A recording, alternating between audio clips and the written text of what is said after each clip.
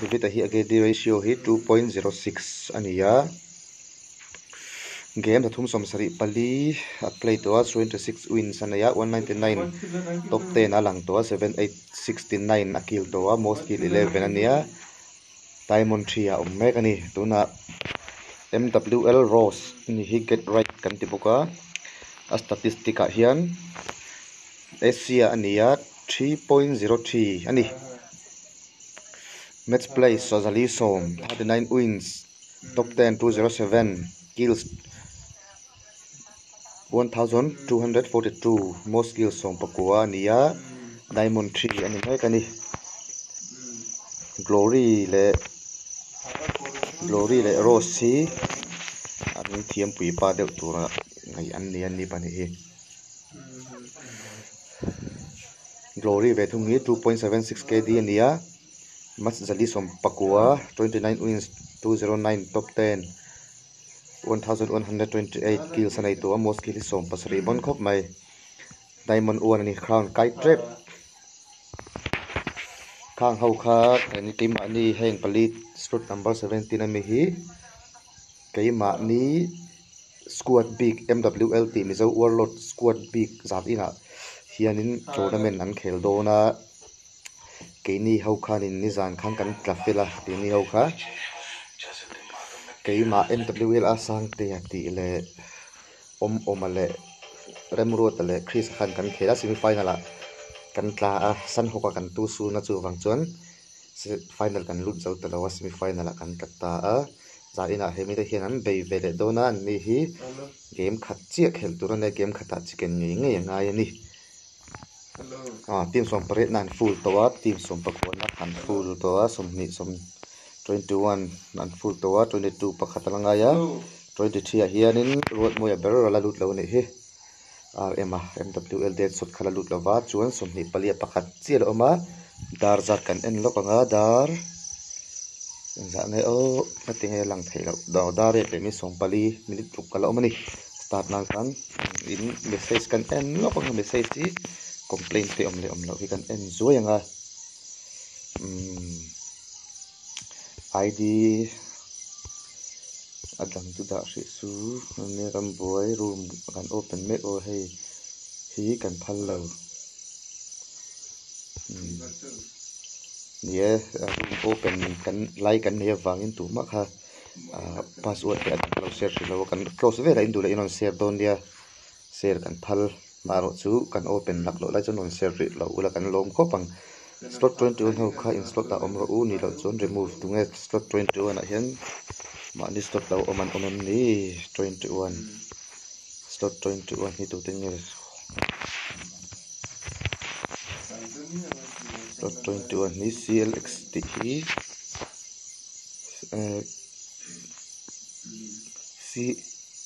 CLX kan en le lokange CLX hi abuk kha khonge 21 a si an om dikalom an om dike 21 kha dike pang ve tu hi zawa tu om chu we thla on chuk ta che chuk to noi ki fulon lo ni lo en lo me te kha chu kha scroll pe le zok meng lo lo me ro kha chu in mit lo me ching me ro he tiang lai hi zawa hi om dik to mo zawa o dike om len khan in om thak to a tuna team 1 ni an ke di kan check vele zui nga an statistic hi 3.53 bon hle mai hai chu tire overview crown 2 ni ai sky la mai abon khop mai tu ke ding e in chat ki kha in tu message in meron shrilanga phone number ka da veka thil soi tu khani chu stream hi tu ni ka vai ni live stream ve na tu che nia ka host room hi chu ka host le thau tu ma ro chu he tianga asan pa live page chu hi kan nei lawa kai ke ba ni clen bill ti de ma in tum na ang te ang hi chu recording ka ta ve thawa chuanin ke ma ni tlen tournament a khanin voi ni khat chu ka live ve to ma ro chu kha du recorder mang kharan dia omlet arcade thi mani on nimin ani chu ni zan masa ami ni zan ani chu akan stream kan open room kan host ma che kaya khanin kat installa kam mang chopati hian ke ma hi ka in tir chop zela kala mang thiam lo em atin hetia han comment vel te po hi ka thiam lo em comment hi hetia lo ngai ang mai hi lo ni lo khop me ke po ni min kan open kan start ma chi kha chun ka comment chu apui ho tang ka comment thawi wang ti ka soya fiam thu ten ma ro chu thei mi lo kha tin squad hi kan squad khalo en ro chumi squad chu lo en ro en tinan D7S khalo en ro in lo ti khanin ka en zung thelo than chu an slot number te kalo khelo ta ka zong chung khalo rei thin ta ni atlang puin in kap nai te in kap mek te anom khan kha kan en tlang pui ta in team mate te in en dua in team te youtube atanga in lo en du ni chon in team te khanin an in ka anga ya ni chu in team te kha in ka chon in soi ngai lovin kan ron enang amma ero chu an in kap lowa lo en ro in tin chon a in ka lo kha chon na kha chon a in kap te bok khani kan en tur in kap lo na tlan char ringot te motor tlan char ringot te en kha mu nom lawa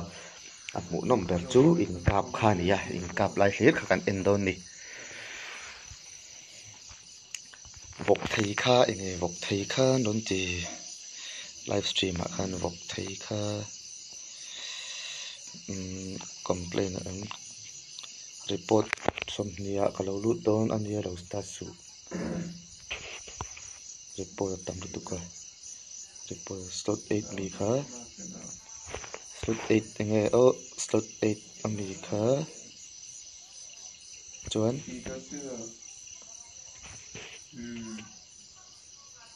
vok tei kha vok tei kha an mangai che ni chu okay ti hian lak le mai vok tei slot number 8 ami kha khong vok tei ti om mi lo slot number 8 ta vok tei ti om lo tlat slot number 8 ta vok tei khoi ber hi nge ti hian la pum mai la atra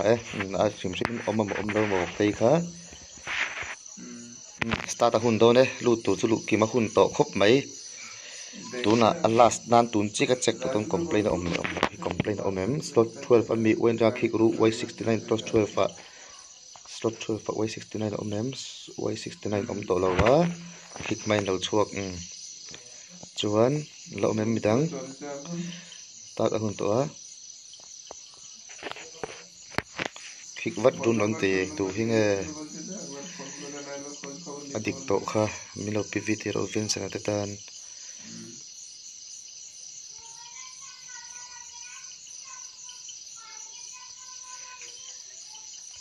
kick to slot 22 poisa sa thang kha kick ro 22 poisa thang 22 poisa sa thang kan kick poisa thang kan kick mani su ta om tur book lautan om kan phal lawani book lautan om kan phal lawa start a hun don ron du hey 21 eta ka start don nia kan chat chi mi longai tam ula ka chat lokang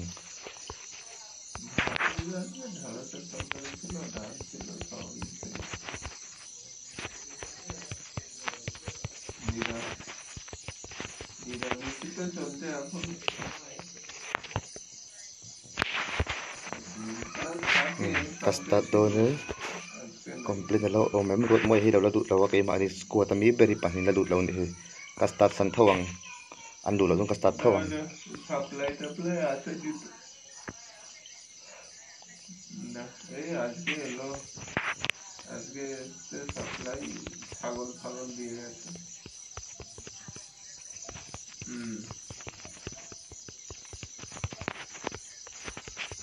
দিয়ে যায়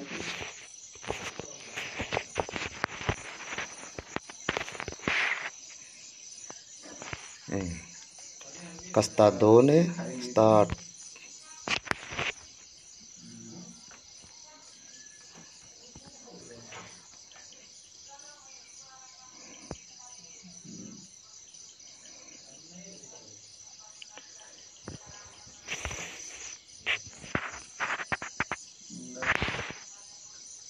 আমাকে মাঝে মধ্যে বলে বলতে তুই জবাই করে দিয়ে যা আরে ছাগল ফাগল কে জবাই করতে যাও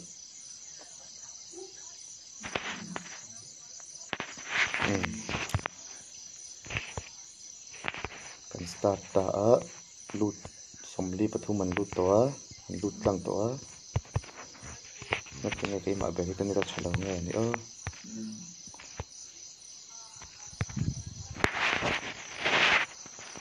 খাওয়া খাই ফুকাটা ফুকাটা করে som ko kan ti to dang ling bai khan সিদ্ধ করে দিয়ে করে দেয় আবার nang ma ni ya khanin entinan kan soyanga in squat ta khanin lut man lawan om chon kha min ngai tam don ne grupa khan kat cheta chonin ngate som nia chat chat chan tran turin ti sin tran le silo in ti chon lit nga kan delay ve le ya lit na chung kha time delay kan ni ti kan chu amaro chu kan delay tam lawa minute ni amo chok kan delay ya chuanin tu na kan live bi 3 minutes delay ani ka request ama wangin in en le zo yang tu na hian team 1 team 2 team 3 tu tinge jam to en lokang team 21 an jam to a team 15 an jam a an jam MWL det sot ko lang va nai khu ani thu kan naw ani kan nau pang beran ya tuna kan metika pass ve chia ma se lu la suala ka duat down lo reng reng boka chuanin an tla khom don khop mai sa en chu mu nom don dai slot number 6 kan enang slot number 6 không e overall slot number 6 không en tlak en lokang ain nai khop mai slot number 6 không ni rozo kan tlani ain ka phal chu don anh ca phal chu don kan en ko zoi zoi nge Mr. Ren Khai Vintea Pro đâu đi chứ cán tranh cả sang này mo Vintea thì Vincena mua phía mình khai bị cho nên đi tạc sang chín khóc mấy cái score tóm chỉ là in anh đâu nóc der mấy anh hay chưa bạn đi anh nóc number 6 number 16 thì giàu đón anh thì giàu ta number 11 anh nóc đi number 11 anh sẽ bon khóc này number 11 in 3 kills alone he kha ani apoi lu tuka Vincent kha ta sanga in chan manan to sin thin sirawa Vincent ta sang kha poi khop mai ain kap chal chal tu na hian number 11 le 17 22 20 ain nai lom khop mai 22 kan en va chinang 22 zo 20 kan en lenga 17 na bi kha aron nak chat mai tu na khan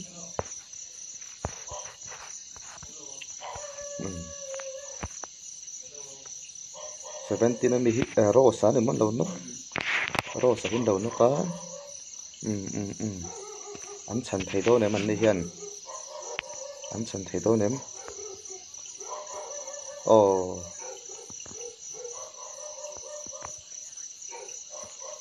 down an nei ve mi rosa hi an don không ai zawa zawan pakhata kil chi a tikhan zawan pakhata kila kap ne do nem team 11 uai pe zawa se thakop mai team 11 in tikhan team 11 thi zawa David a hian kila nei lova glory le zawan pahni pakhat le pahnin kila ni rosa hian lo eng lo le man to a in hila nei lo silai pola nei lo boi thak tuna hian he ta team 21 hi kan en chinang team 21 ani kap ve do nem anh kap ve do nem ani hi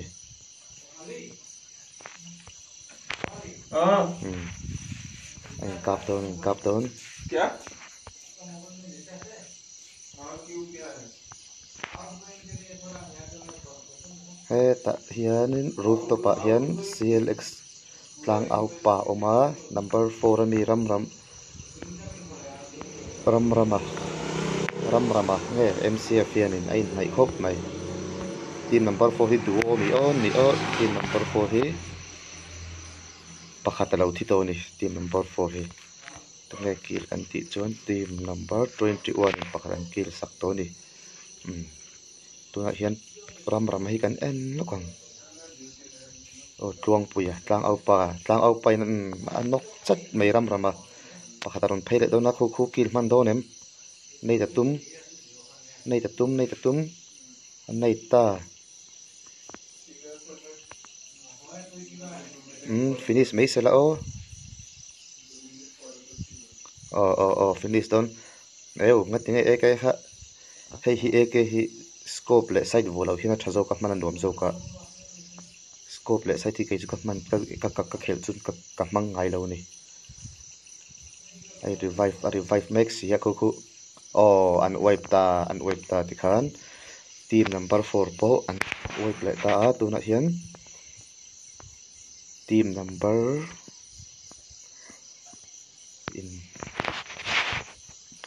in fact hai vayan omem team number 18 และ9 team number 9 en version team number 9 dan en version team number 9 party en khuma party na khum do nem elo enang party na khum do nem team number 89 nai khop mai 89 min loke tu 89 mi khat ve nok 9 zo kan hin lo nok 9 zo kan nok ani 18 lamin 18 lam en thong 18 lam train and smoke ta mu thelo that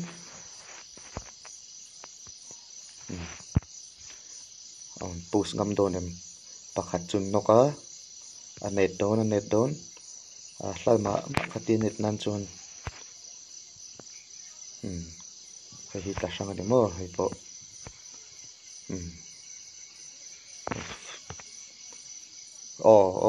nok teu thi teu lut tuk number 9 so vom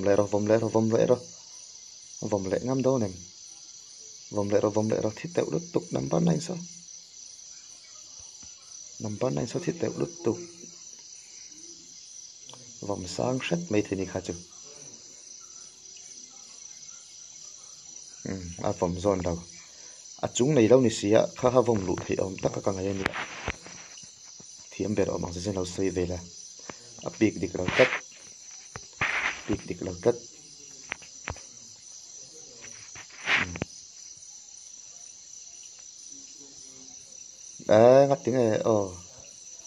ngatinge kha ka scorpion kap trek me team number 9 hi tang hin encourage nge an survive he do nem panin down tlat me boy thak fiu narin oma ngai nam don lo tlat me third party non thlenga mui team number 9 non chepon third party non thlem ni kha ka thiam ta hau lo me kai chon le an tu noi me sia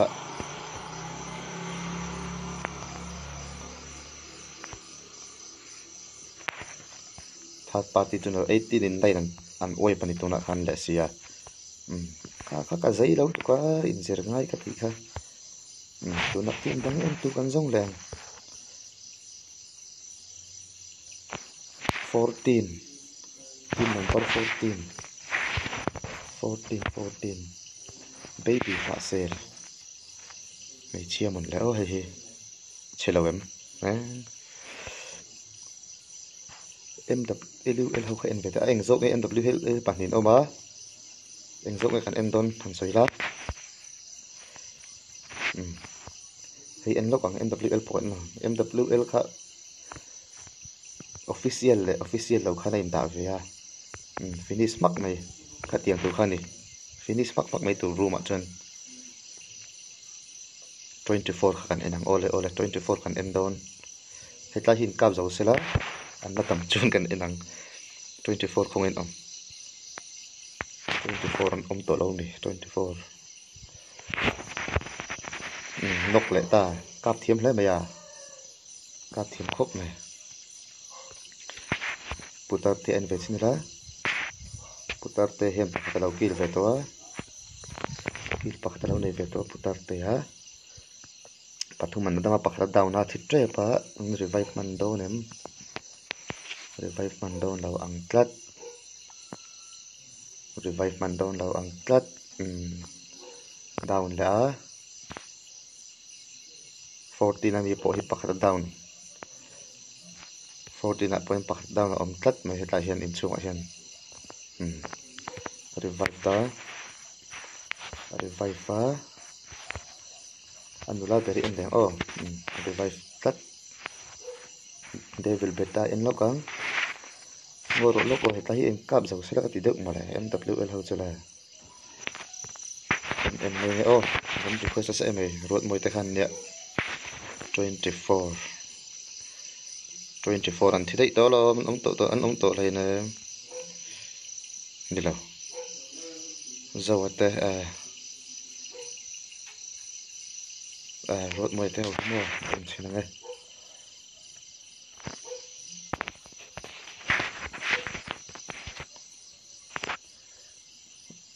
an ni he kaman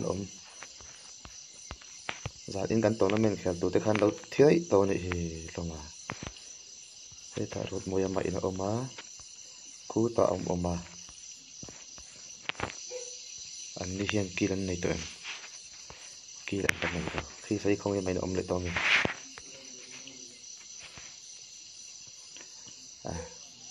Chris ale rem ro te hi atlangan oma ni hi achaka rot moi le oma angai le angai en rei thi tu pa ron tia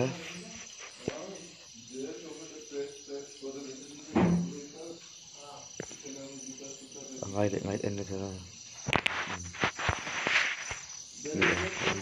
en rei chi lo ni hi tro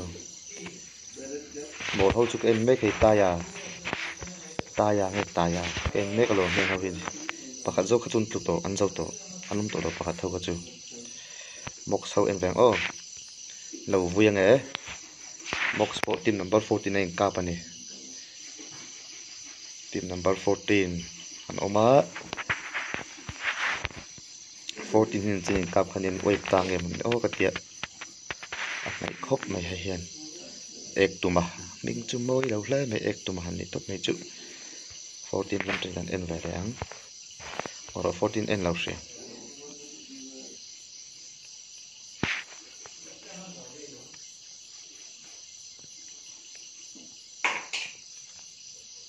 po chu an vat lo me lom ve team number 14 slot 7 en zoi te ron tia slot 7 plus slot 7 ni last foxy an ni po kil pangan do nei to ni overdose pakhat an chan to a pakhat in chan to a silai mu in sep meka an ni hian in team number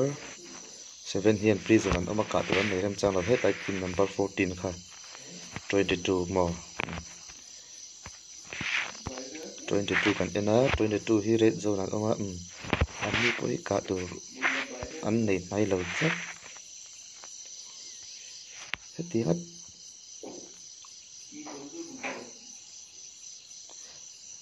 team 59 ka pani mo le sia a spray moi hle mai va moi ve kha chu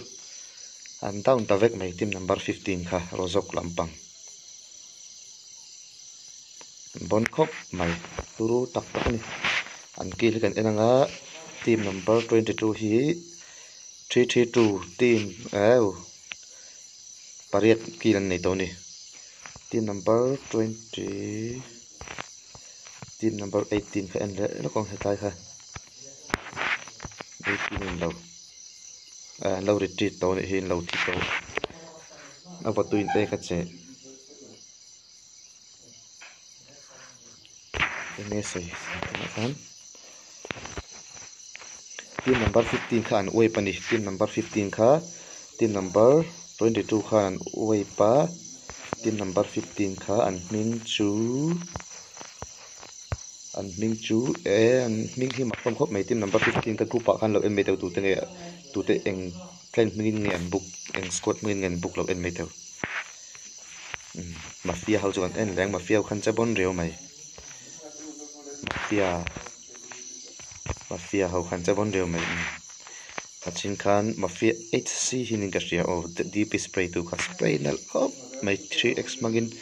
ke chu DP hian 3x ka mang thiam 6 ani chon 4 nia 21 andam anadama en bang 21 pot kill pathum an nei to team number 21 hian team kill pathum an nei to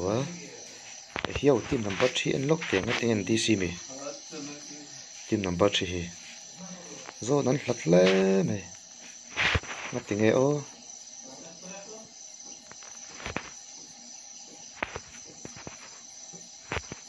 an tla teng le mai ma se kill hi team number 10 pathum chum nei ve to thoni chuanin team number 21 hin kap down kan enang team number 21 anh kap down hetlai hi eo di sin nei tlat mai wa poi ve DC cắt mày pain CLX pain ni DC cắt mày kil pani lai nei to sia poi le mày team number 18 aron hai viewing da sian sing khan pura son team number 18 len ku tai ni ku sen ku team number 2 zo kani team number 2 ho hi on ningan enang team number 2 hi emek khau khan ni emek khau kha an don nai khop mai ma sengin kil la nei lo ve fen ni al na mangem katan chi prawn master hi katana prawn master hi katan chi ni DC ni lo he DC mo kan ti don thu DC ni lo wa 6 MX6 ani po in chunga mol ho kha mol kan ti ve nga chu ke po kan squad ni ki mol ti lam hi ol tu ka ma ni le mani po mol kan ti le nu ni do ni MWL hầu khá anh thi tố mi yang MWL hầu lắm tổ lâu MWL làm thi vector này các hệ lâu vàng in thi mà này lâu thi vector này MWL phụ cần en lâu này lâu sorry 22 nắng 22 cáp đón 22 anh cáp đón 18 hau hian kilan nga to via wa 18 hau hian paruk pasari som pakhat kilan nei to ni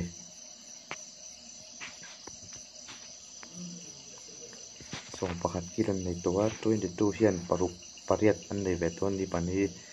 in pom chil sala ain ne to via wanga pakhatin in tam thlai na chungin team number 22 po hian thiama an nok tatlat mai kha chu apoi lu tuk mox bangin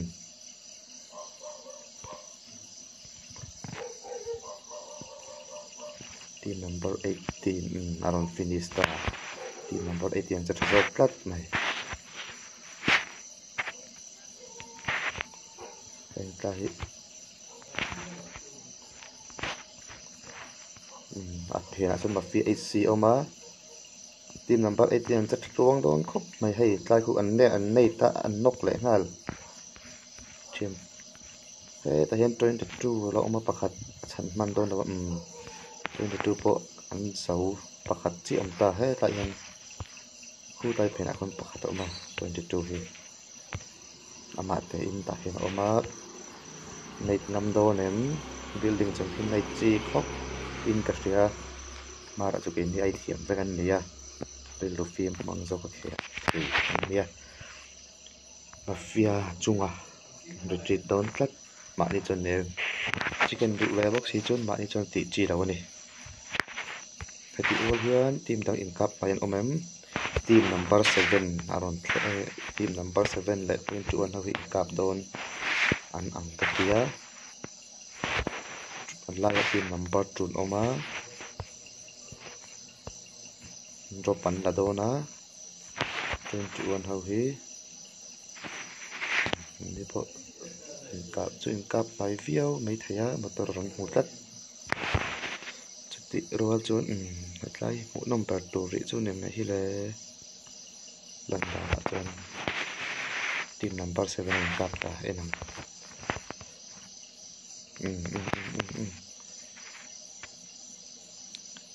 kan spray kha du angin arzon lo tlat team number 2 hi lion om tlat maya boi thak via wang team number 2 tan hen prawn master khan dia in chunga prawn hi chu poimia lawani ma se an hual bet khop mai team 21723 in kap tak tak te u han in kap tak tak te khu tai khu akap ngam lo mun le team number 2 ho hian le khu wal phena khun tam te reng nen 3 kill to free and put on sin 7 paktan down na 7 paktan down na team 13 ami in down le a an chacha ri zela night zau hi kan enam kai hi 2 kill sanai to kill ta Machine tenok sa kill saka hetlai penain overdose a oma overdose an kill team number 70 na mi khang kha an kill an zauta number 2 in chung an lo oma number 2 hi en number 2 21 aron thleng phei ve a 21 aron thleng phei ve a 25 nen an om dar sak le mai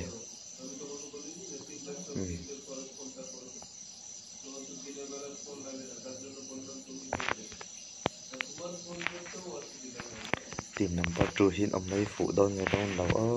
khatan lo kill ven sin khan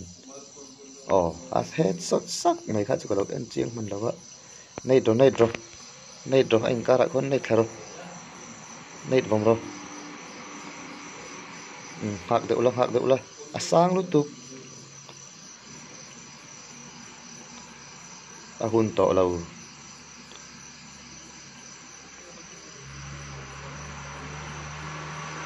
ain revive manta ain revive lo ani ku ron head shot beta kha chu zong thang ku lo tlat va lut la ain revive to ne 21 en ve rang 21 hin team number 13 ni aron attack reu mai boka 25 kan ven khad ve ani hi kilan longa ve to view me box an room kan khel sak ve thinan ni po hi ni jana ko khan live in ka share ke ma ni room open to ka ke ma to na me ka thelo wa ka the ke ing lo thelo wa ka khel ka live thelo wa chat 21 ladam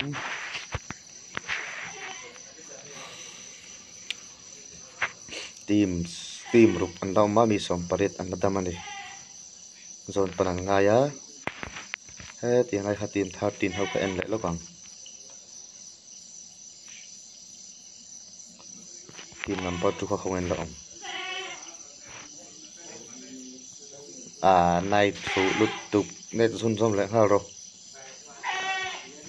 an push ngam do nem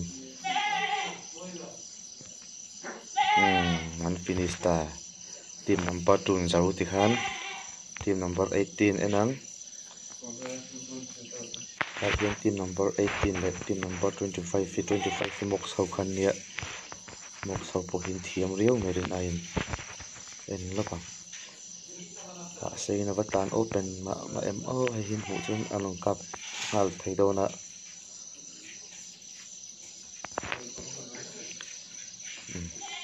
team number 18 and retreata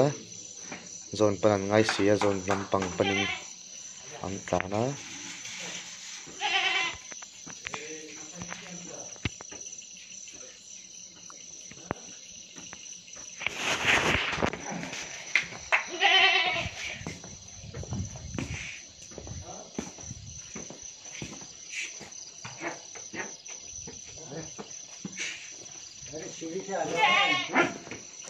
kể là ông cái vai hậu là bên tránh khop này kể là ông cái vai hậu 25 phần đủ to nữa 14 en lo còn 14 baby shot se en lo còn 14 là 18 chập char lệ mấy cả khi đó vâng ạ về hay chụp fan square team này hay hiện team number 18 M24 là kinh á lâu om khóc bằng hay M24 đi ground so open sea mà rồi chú view đủ anh em mù đủ anh view tra mù đủ anh view tra mù cho lắm lâu om down M24 đi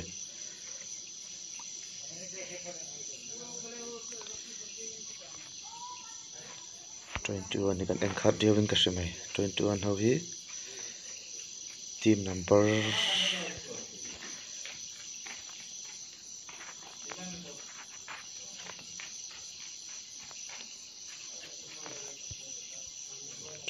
pon lain ka flat hetlai ve thi mun opportunity me hi mula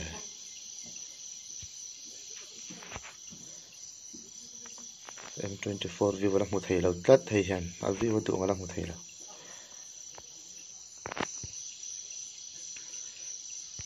14 lam train em ve thu 14 hian jaku karina ka ve thawani po hi ka khoi tlai mi khang ni vakka o ka sang mi lo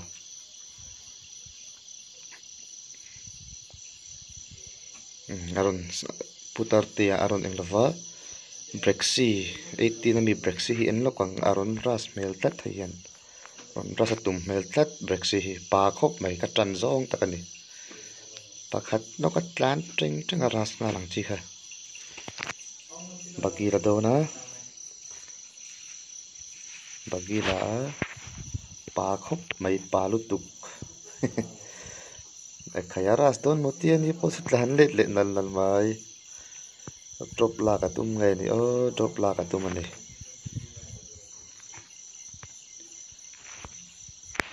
tarte ya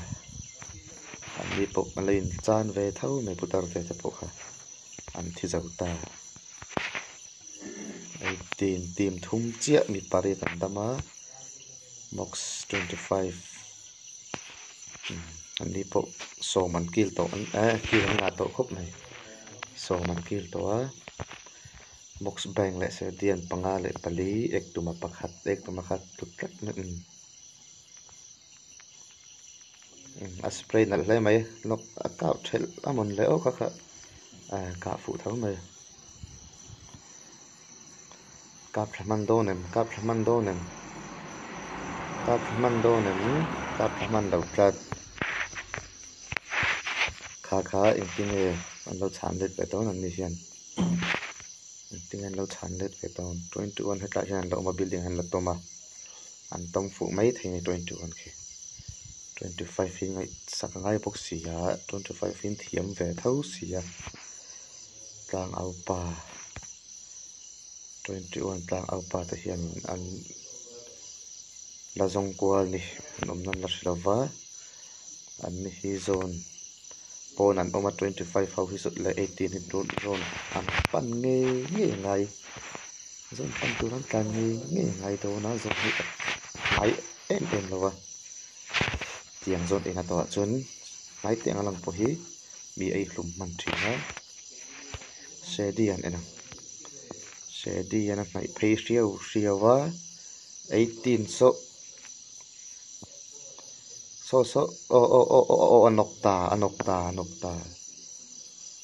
anokta tat mai kha chu poyang anon headshot vele 21 tang hian ni ka ringa non headshot ka karing sulawe 21 pekasa sa hian ron headshot ani ka riat sula chuan tlang au pa hian mox sedi ya akil mox han pathum nan ni ta a 21 la 89 chak cha dona na vom ron elo man spray ro M20 M762 spray har ke pon Pegasus hian tlai phena khon oma 18 lama tanga vi vera thungin lon chil riep maya hei hi pa khop mai ras come on katron le katron DP scar el keng zo pai ti fu mai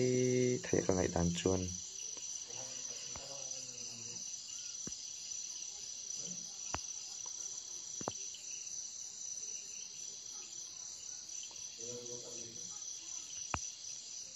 teammate an knock to sia ani hi pa lutuk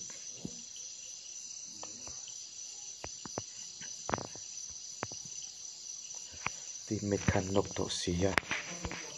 tlang au pa hinang tingai ti don lu chil ve ngam don ne pathum chen dam ta last game last zone tak khan ta tlang au pa po khi Brexit po hi zona ka chon at chuan chuak nge ngai do na kutlai pena mi khumulo mi au khu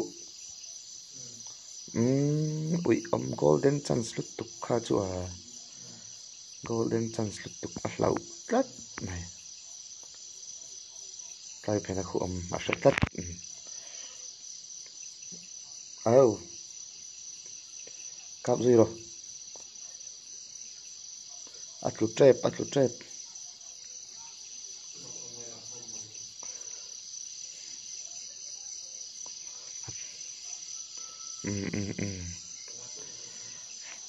Brexit mu nom game mu nom tak men hlui ni Brexit hian athiam khop mai tla au pa paruk ki la nei to a nya ti don ni ani hian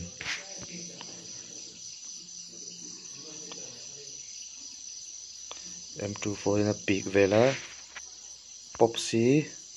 pop satlu Brexit hian chan dei to nem tla au pa hian chan thei do nem Brexit hi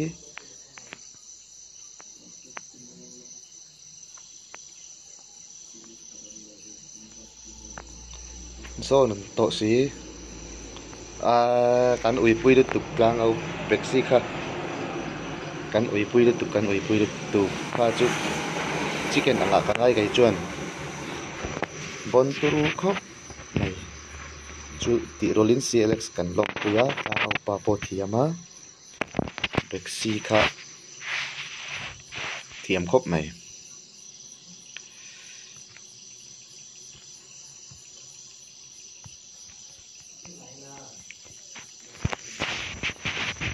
a host tu te lampang hian ti an nei ve lo ani team 11 ami hau isom pakhat na hau hian kati nania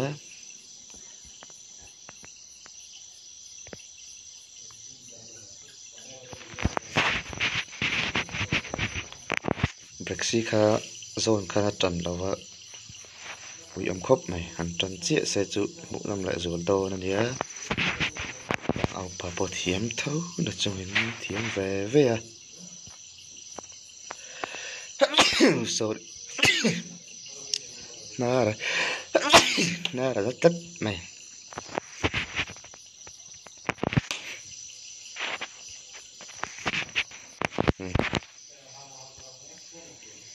kati song khazan in ta kan live thai an de ya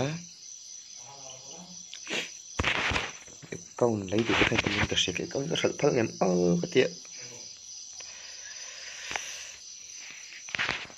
lâu anh mấy mẹ ula cái kaun thêm anh đủ ta tính outfit kan anh em sorry cái từ trong hiện ini là hay cái outfit thầu này anh ya cái charge về charge thì nó hay claim chạy lâu này đốt phải đâu chôn outfit rengot po hitamani claim chilawa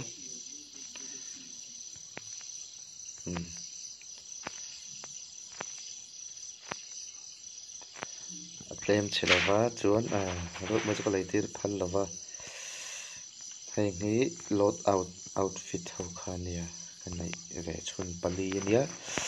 chun atang hi chungai pui mo lo vila silai enila M4 hi skin hi permanent lawa ti pathum te hi kan nei ve ni maya chun AK ti panai hi M16A4 hi ti pathum hi ania scarlet ka nga berin ka share scarlet hi ni ti zong hi heng zong scarlet lamia chuwa groza hi panai kanaya UG hi chu in nei to vek karing het tiang hi chu chung barang hi chu tiang aba ka dang panai chu ka shelo chon QPG kanaya panai M762 kanaya panai